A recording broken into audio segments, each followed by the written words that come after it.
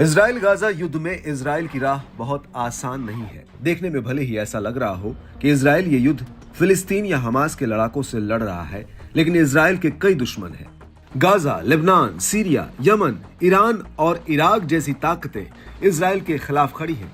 Israel के हमलों का जवाब देने के लिए उसके दुश्मन आत्मघाती लड़ाकों की भर्ती करने से लेकर नए हथियारों तक का बंदोबस्त कर रहे हैं।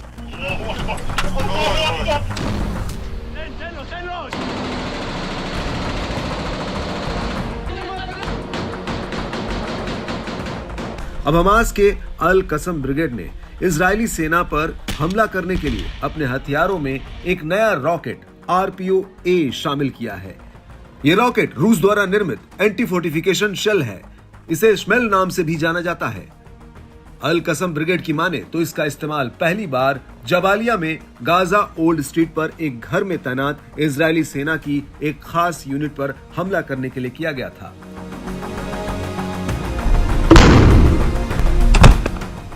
रूस द्वारा निर्मित इस पोर्टेबल रॉकेट की खूबियां जबरदस्त हैं, जो किसी भी युद्ध में बड़ी भूमिका निभा सकती है। आइए जरा इसकी खासियत से आपको वाकिफ कराते हैं। इस पोर्टेबल रॉकेट की अधिकतम रेंज 950 मीटर है। इसकी डायरेक्ट फायर क्षमता 300 मीटर है।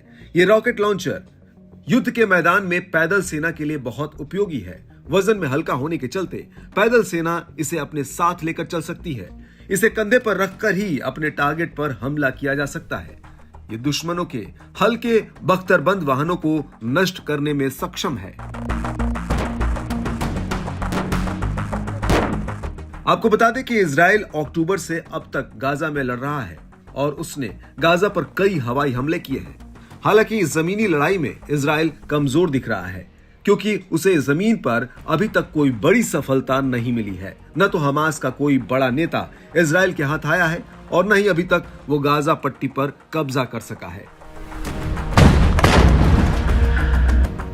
हमास के लड़ाके इजरायली सैनिकों को कड़ी टक्कर दे रहे हैं। इस रॉकेट लॉन्चर के जरिए इस टैंक को उड़ाने का ये वीडियो बताता है कि किस तरह से ये लड़ाके इजरायली सेना के लिए मुसीबत बने हुए हैं। इधर इस्लामिक रिवॉल्यूशनरी गार्ड कॉर्प्स यानी IRGC के एक कमांडर की मौत के बाद ईरान भी इजराइल पर भड़क उठा है। इजराइल को ठिकाने लगाने के लिए ईरान के IRGC की कुद्स फोर्स अफगानी आत्मघाती हमलावरों की भर्ती कर रही है। लगभग 3 महीने से जारी इस युद्ध से जहां गाजा को जान माल का भारी नुकसान हुआ है, वहीं इजराइल के भी काफी सैनिक मारे गए हैं। हालांकि अभी भी इजराइल और गाजा की तरफ से युद्ध रोकने की कोई पहल नहीं दिख रही है। इजराइल ने तो हाल ही में यह तक कह दिया कि वो गाजा में हमास के खिलाफ लड़ाई और तेज करेगा।